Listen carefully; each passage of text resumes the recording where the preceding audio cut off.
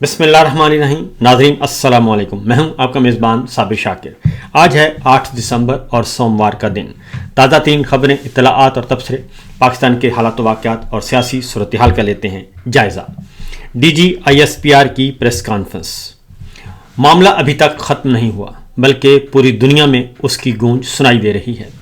اور جو کچھ اس میں کہا گیا اس نے افواج پاکستان کو خاص طور پہ بہت زیادہ ڈیمیج کیا. اس سے پاکستان تحریک انصاف عمران خان کو کوئی نقصان نہیں پہنچا، بلکہ وہ جو اندر کا ایک بغض تھا، جو اندر ایک کھچڑی پک رہی تھی، وہ کھچڑی اور وہ بغض اور وہ حسد اور وہ انتقام، وہ سب کچھ کھل کر سامنے آ گیا. اور خاص طور پہ عمران خان اور ان کے بیٹے قاسم خان، سلیمان خان اور ان کی والدہ جمائمہ خان، اور اس کے بعد علیمہ خان، عظمیٰ خان، نورین نیازی صاحبہ اور ڈائسپورا میں موجود پاکستان تحریک انصاف کے اور عمران خان صاحب کے عزیز و اقارب، وہ جو کچھ بیان کر رہے تھے پچھلے 2 سال سے 2.5 سال سے جب سے عمران خان قید ہیں، وہ تمام کی تمام باتوں کو درست ثابت کر دیا DGISPR نے، اور ان تمام خدشات کو، ان تمام الزامات کو اور ان تمام خطرات کو ان کو تصدیق کر دی DGISPR احمد شریف چودھری صاحب نے. کیونکہ عمران خان پہلے دن سے ایک بات کہہ رہے تھے اور ان کے عزیز و اقارب بھی یہ بات کہہ رہے تھے کہ عمران خان کی لڑائی جنرل عاصم منیر کے ساتھ ہے، اور جنرل عاصم منیر سے ہی ان کو خطرہ ہے، اور عمران خان کا معاملہ نہ ہی کوئی عدت کا ہے، نہ ہی کوئی کرپشن کا ہے، اور نہ ہی یہ جتنے بھی مقدمات ہیں یہ سب کے سب جھوٹے ہیں اور جعلی ہیں. اصل مسئلہ سید عاصم منیر صاحب کا ہے، اور اس لیے عمران خان کو جیل میں ڈالنے والے بھی وہی ہیں، اور 9 مئی کا معاملہ بھی اسی طریقے سے ہے، اور عمران خان کی زندگی کو جو خطرہ ہے وہ بھی صرف اور صرف جنرل عاصم منیر صاحب سے ہے. تو جو خدشات انہوں نے ظاہر کیے مختلف ملاقاتوں میں، مختلف انٹرویوز میں، بند کمروں کی ملاقاتوں میں، اور مختلف کمیٹیز میں جا کے امریکہ میں، برطانیہ میں، جو عمران خان صاحب کے بیٹوں نے اور دیگر عزیز و اقارب نے جو کچھ بتایا، DGISPR نے اس پر تصدیق کر دی تمام کی تمام دنیا کے سامنے، اور وہ بھی لائیو پریس کانفرنس میں. اور وہاں پہ جو سوال و جواب ہوئے، ان سوالات اور ان کے جوابات میں مزید تصدیق ہو گئی، اور جس طریقے سے DGISPR آنکھیں مار مار کے جو گفتگو فرما رہے تھے، اور وہ ساری بھی ریکارڈ پہ آ گئی. تو اس کے بعد اب معاملہ کہیں ڈھکا چھپا نہیں رہا، جس کے بعد حالات اور واقعات جو ہیں وہ بالکل دوسری نوعیت کے ہو چکے ہیں. اب اگلی بات آپ کو بتا دوں کہ پہلے ہی جنرل عاصم منیر صاحب انڈر پریشر تھے، اور نہ صرف اندرونی طور پہ بلکہ خارجی میدانوں میں بھی وہ انڈر پریشر تھے. اور جب انہوں نے پریزیڈنٹ ٹرمپ سے ملاقات کی تھی، اس ملاقات میں جو لنچ کیا تھا، اس ملاقات میں بھی ٹیبل پہ عمران خان موجود تھے، اور عمران خان کا معاملہ سر فہرست تھا. اور پریزیڈنٹ ٹرمپ کو پتا تھا کہ معاملہ ان کی کمزوری، سب سے بڑی کمزوری کیا ہے. اور جب آپ بیرون ملک جائیں اور اپنے سے بہت بڑے سے، بہت تگڑے بندے سے بات کریں، بلکہ دنیا کے سپر پاور سے بات کریں، اور آپ کو ان کی کمزوریوں کا بھی علم ہو، تو اس کے بعد آپ سمجھ لیں کہ آپ وہاں پہ جیتنے کے لیے نہیں بلکہ سب کچھ ہارنے کے لیے جا رہے ہیں. اور وہی کچھ ہوا. پریزیڈنٹ ٹرمپ کو انہوں نے بہت کچھ چاپلوسی بھی کی، سب کچھ کیا، خوشامد بھی کی، لیکن پریزیڈنٹ ٹرمپ کو پتا تھا کہ ان کی کمزوری صرف اور صرف ایک ہے، اور وہ ہے عمران خان. لہٰذا عمران خان کو سامنے رکھتے ہوئے ان سے وہ باتیں کیں جو کہ، اور وہ باتیں اور وہ خواہشات اور وہ ڈو مور کی لسٹ ان کے حوالے کی، اور اس کے بدلے میں پھر کیا ہونا تھا؟ کچھ بھی نہیں. اور وہ وقت گزرتا گیا. اس کے بعد پھر اگلی ملاقات شہباز شریف صاحب کی ہوتی ہے، اور شہباز شریف صاحب جاتے ہیں جنرل عاصم منیر صاحب کے ساتھ پریزیڈنٹ ٹرمپ کے پاس، اور وہ ملاقات ہوتی ہے. اس ملاقات میں بھی پریزیڈنٹ ٹرمپ کو پتہ ہے، کیونکہ اس سے پہلے اسحاق ڈار اینڈ کمپنی، محسن نقوی صاحب اینڈ کمپنی، اور جتنے بھی ان کے حواری ہیں، وہ سب کے سب صرف ایک ہی بھیک مانگتے رہے، عمران خان، عمران خان اور عمران خان. لہذا انہیں معلوم تھا کہ یہ کس چیز سے ڈرتے ہیں، اور کس چیز سے یہ، میں پھر اگلی بات کہتا نہیں ہوں کہ کافی پسینے سے شرابور ہو جاتے ہیں. چلیں یہ مان کر لیتے ہیں کہ پسینے سے شرابور کس بات سے ہوتے ہیں. تو یہی ہوا. اور اس کے بعد ان کو بھی پتا تھا फिर जिस तरीके से वो मादनियात और कुदरती वसाइल और ज़ेर ज़मीन जो ख़जाने थे उनको एक सेल्समैन के तौर पे वहाँ पे पेश किया गया। जैसे एक सेल्समैन जाते हैं और वो जाके बयान करते हैं, या मेडिकल रेप जाता है वो अपनी दवाइयों की खूबियाँ बयान कर रहा होता है, उसी तरीके से फील्ड मार्शल ने किया और ये सब कुछ होता रहा। तो लिहाजा पहली बात तो ये कि अब मज़ीद जनरल आसिम मुनीर साहब कमज़ोर हो चुके हैं। जो ये कहता है कि वो बहुत तगड़े हो गए हैं, बिल्कुल हरगिज़ नहीं, वो हरगिज़ तगड़े नहीं हुए, बल्कि आने वाले दिनों में आप देखेंगे कि जनाब फील्ड मार्शल मज़ीद उनकी जो वीकनेसेस हैं वो सामने आएंगी। और ख़ास तौर पे ये एतराफ़ जुर्म के बाद, DGISPR अहमद शरीफ चौधरी साहब के एतराफ़ जुर्म के बाद, इक़रार जुर्म के बाद वो तो बातें खुलकर सामने आ गई हैं। अब जो मैं आपको बताता रहा हूँ कि इंसानी हकूक़ की तंजीमों का मामला जो है वो बहुत अब खुलकर सामने आ चुका है, और बरतानिया में, अमेरिका में इंसानी हकूक़ की तंजीमें मुतहर्रिक हो चुकी हैं और मुख्तलिफ फोरम्स पे पेटिशन्स जो हैं वो फाइल की जा रही हैं। और न सिर्फ अमेरिका में, बरतानिया में, यूरोपीय यूनियन में भी जो डायस्पोरा है वो भी मुतहर्रिक हो चुका है, और इंसानी हकूक़ की तंजीमें खुद अप्रोच कर रही हैं बरतानवी हुकूमत को, और बरतानवी हुकूमत को, अमेरिकन गवर्नमेंट को और यूरोपीय यूनियन को खुद अप्रोच कर रही हैं कि ये सब कुछ हो रहा है। और उसके बाद जब जनाब ख़ुसूसी एलची मोहसिन नकवी साहब जब फिर कहते हैं कि हम सबको बंदों को बाहर वापस लेके आएंगे और उनके साथ वो सलूक करेंगे कि जो याद करेंगे, इसका मतलब है कि वो भी तस्दीक कर रहे हैं इस अमर की कि पाकिस्तान से बाहर जितने भी लोग बैठे हैं वो उन्हें प्रोसिक्यूशन का ख़तरा नहीं है बल्कि परसिक्यूशन का ख़तरा है। और यही असल मामला है कि मावराए अदालत सब कुछ किया जाए। उसकी रीज़न है कि एक मेरे सामने एक ये ख़बर पड़ी है और वो है पंजाब से मुताल्लिक, और पंजाब से मुताल्लिक मामला जो है बहुत बड़ा संगीन मामला जो है वो आ चुका है। और पंजाब में एक CCD एक महकमा बनाया है, क्राइम्स कंट्रोल डिपार्टमेंट। उसके ज़रिए से जबरान नासर हैं, उन्होंने कहा है कि मरियम नवाज़ CCD के ज़रिए पंजाब में बंदे मरवा रही हैं, और कल को यही चीज़ इसके गले का फंदा बनेगी। जो आज नेशनल सिक्योरिटी थ्रेट है वही कल को नेशनल सिक्योरिटी की गारंटी बनेगा। ये पंजाब में हो रहा है, और पंजाब में हर रोज़ कोई ना कोई मुबैना पुलिस मुकाबला होता है, जिसे उर्फ़ आम में जाली मुकाबला कहा जाता है, और कोई ना कोई बंदा मर जाता है, कभी 2, कभी 4, कभी 6, और उनकी तादाद हर रोज़ बढ़ती जा रही है। और मेरा ख्याल है कि इस वक्त उनकी तादाद कोई 800 से तजावज़ कर चुकी है। तो ये पंजाब का मामला है। लेकिन DGISPR जो हैं वो मुकम्मल तौर पर इस वक्त एक फ्रीक बन चुके हैं, और उन्होंने एक फ्रीक की हैसियत से, एक सियासी जमात के कायद की हैसियत से, सियासी जमात के तर्जुमान की हैसियत से उन्होंने जो प्रेस कॉन्फ्रेंस की थी, क्योंकि उस प्रेस कॉन्फ्रेंस में जो ना ही पंजाब डिस्कस हुआ, और ना ही पंजाब की कारकर्दगी डिस्कस हुई, ना बलूचिस्तान डिस्कस हुआ, ना बलूचिस्तान के अमन व अमान के मसाइल डिस्कस हुए, ना सिंध डिस्कस हुआ, ना सिंध के अमन व अमान के मसाइल डिस्कस हुए, ना गिलगित बल्तिस्तान और ना ही कश्मीर, कहीं का कोई मसला डिस्कस नहीं हुआ। उनकी ज़ुबान पे सिर्फ एक ही था, PTI इमरान खान, इसके अलावा और कोई नहीं था, और वो भी उनको नाम लेने की इजाज़त नहीं थी। तो लिहाजा पहली बात तो ये है कि वो जो गड्ढा उन्होंने इमरान खान या पाकिस्तान तहरीक इंसाफ के लिए खोदना चाहा, उस गड्ढे में वो खुद गिर चुके हैं। और अब आने वाले दिनों में जो ये म्यूज़िकल चेयर है उसको यकीनन बहुत सारे तो एंजॉय करेंगे, लेकिन सबसे ज़्यादा जनाब DGISPR और उनके बॉस जो हैं वो उस म्यूज़िकल चेयर को एंजॉय करेंगे। उसकी रीज़न ये है कि माजी में जिन खदशात का इजहार किया गया उसको दोबारा से आखिरी मीटिंग में भी इमरान खान साहब ने अपनी बहन डॉक्टर उज़मा को वो सारी बातें कह दी हैं जो वो कह सकते थे, और उन्होंने वाज़ेह तौर पर बता दिया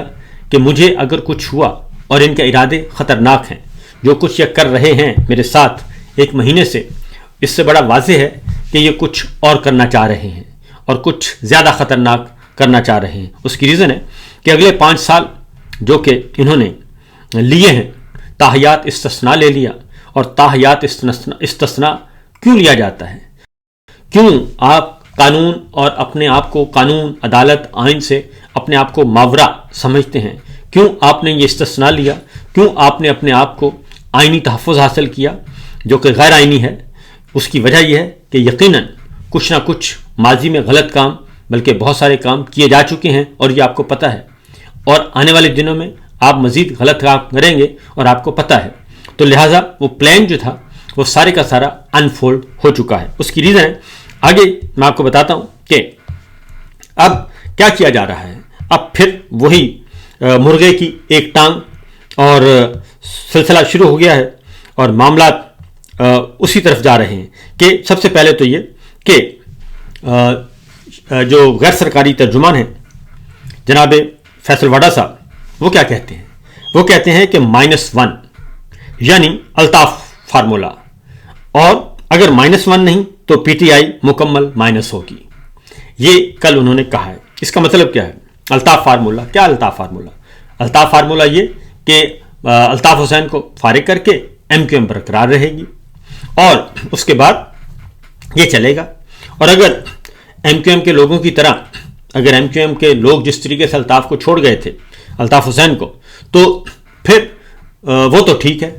اور پاکستان تحریک انصاف کے MNAs, MPAs, senators اگر عمران خان کو چھوڑ دیں تو ویل اینڈ گڈ، پھر تو معاملہ چلے گا، -1 فارمولا کامیاب ہوگا۔ اور فیصل واڈا صاحب کہتے ہیں اگر ایسا نہیں ہوگا اور سارے کے سارے عمران خان کے ساتھ جڑے رہیں گے تو پھر -all ہو جائے گا، -everyone ہو جائے گا، یہ انہوں نے کہا ہے۔ اب سوال یہ پیدا ہوتا ہے کہ الطاف حسین صاحب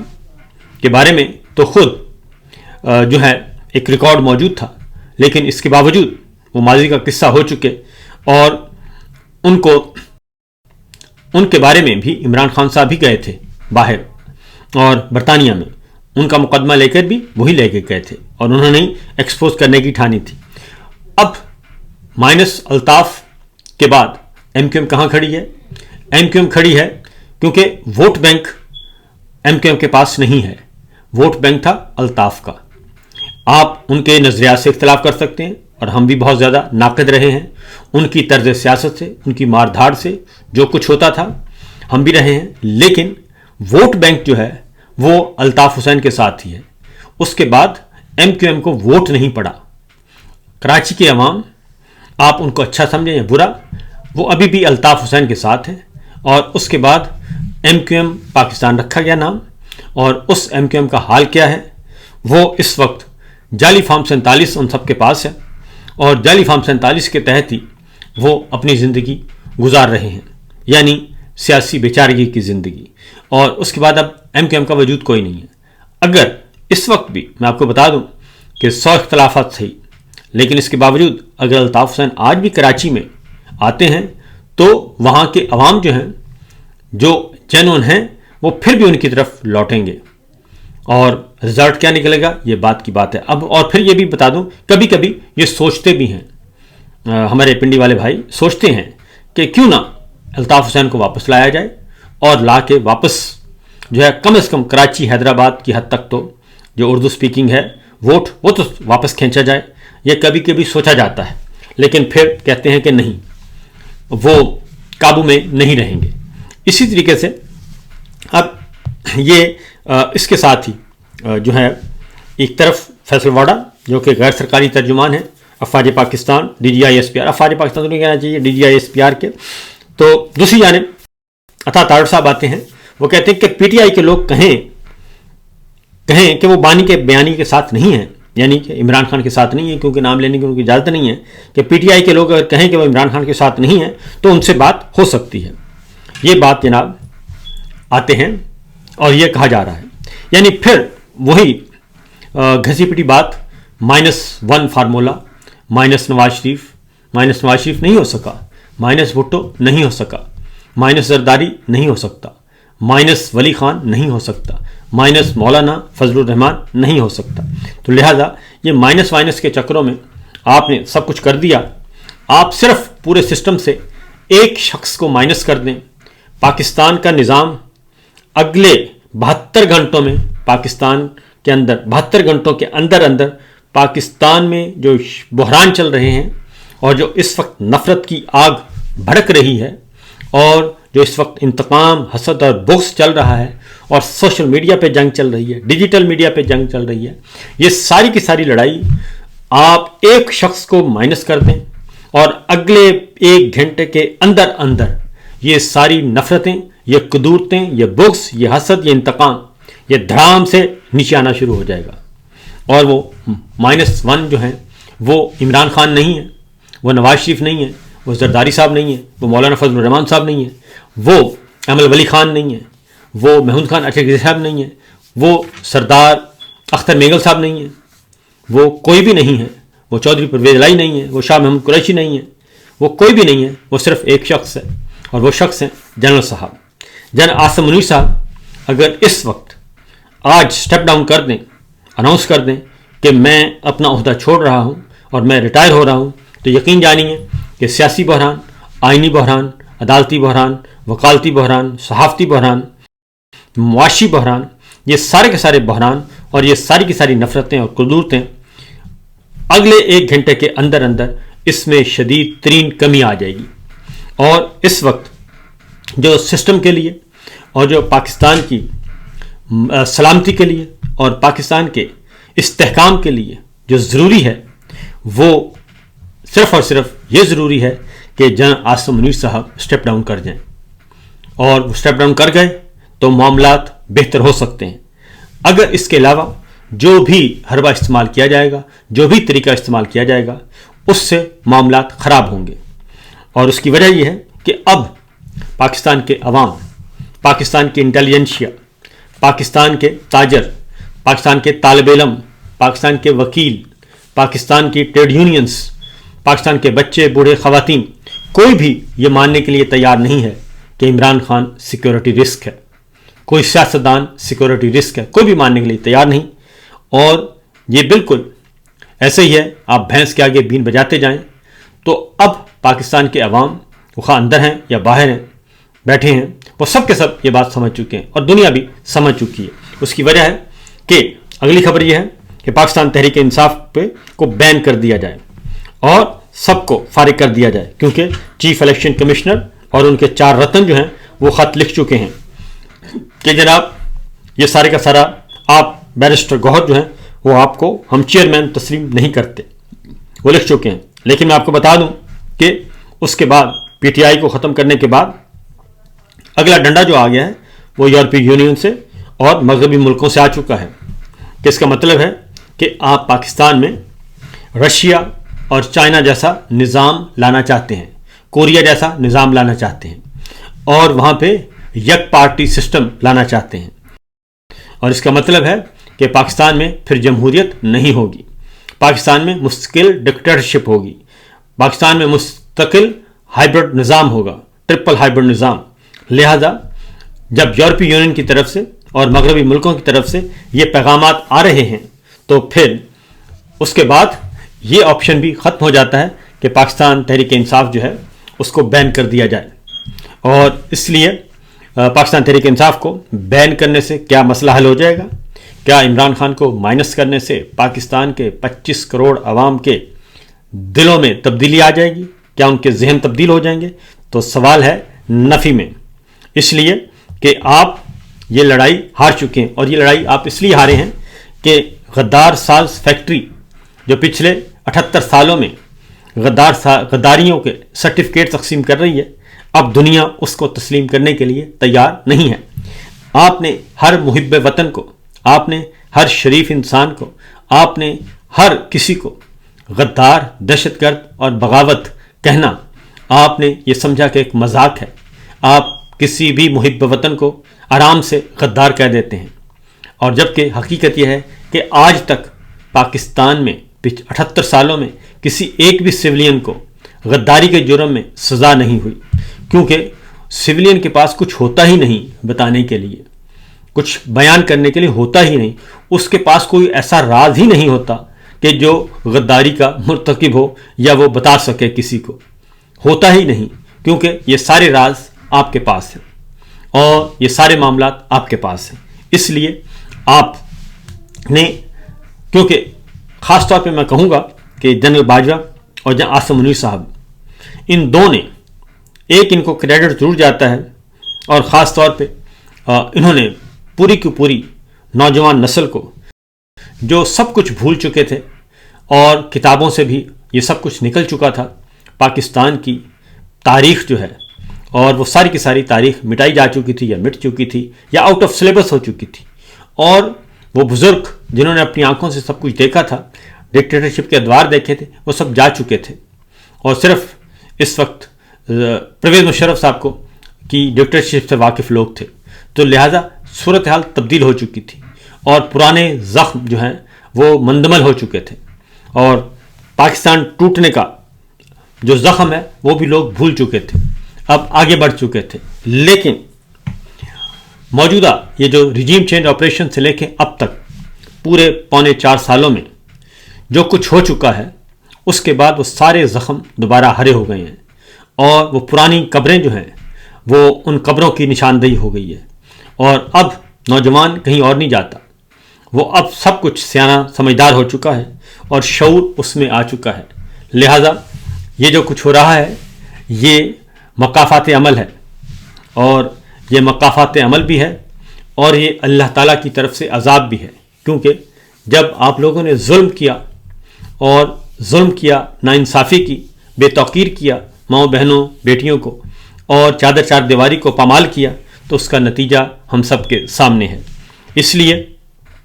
جب تک یہ سلسلہ اسی طریقے سے چلتا رہے گا تو پھر معاملات بھی اسی طریقے سے خراب ہوتے رہیں گے۔ ابھی ایک اور میں سن رہا تھا، ڈکی بھائی مشہور و معروف یوٹیوبر، اور ان کو آپ کو معلوم ہے کہ ان کو گرفتار کیا گیا تھا، اٹھایا گیا تھا، اور ڈکی بھائی نے جو اپنی رہائی کے بعد ان کا پہلا جو ہے ولاگ آیا ہے، اور اس میں انہوں نے ساری حقیقت بیان کر دی کہ کس طریقے سے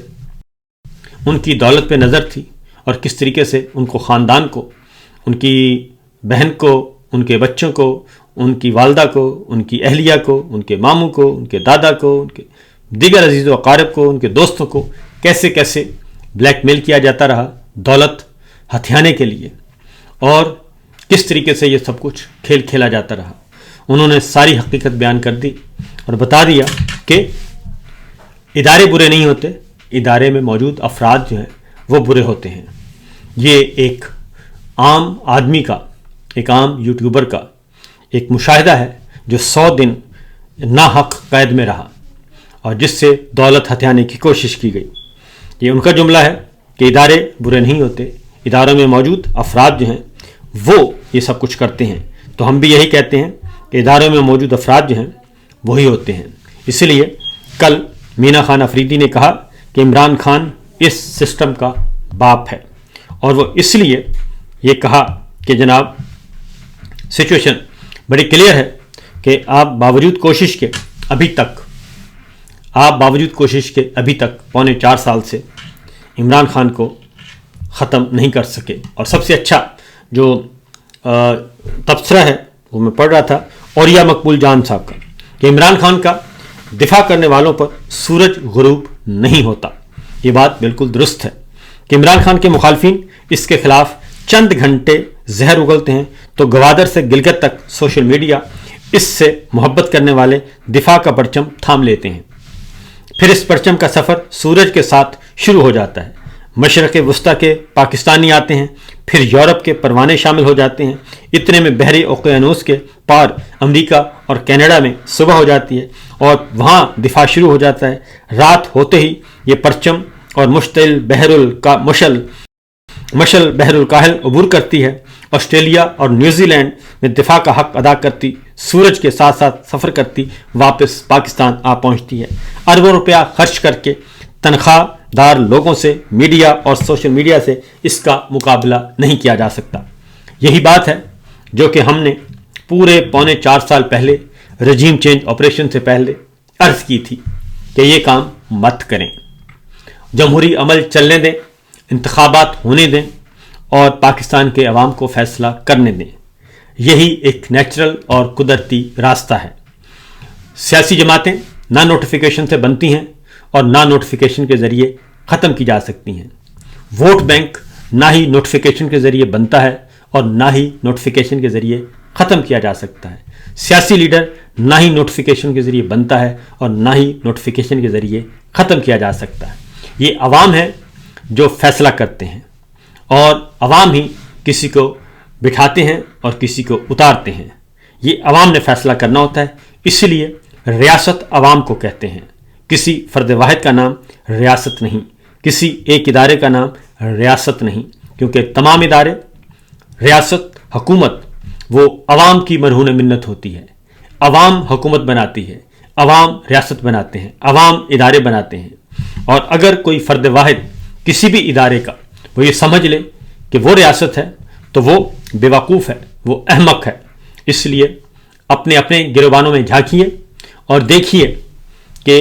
کون ریاست ہے، اور اس ریاست سے ڈریں، کیونکہ ریاست عوام ہے۔ اجازت دیجیے، اللہ حافظ۔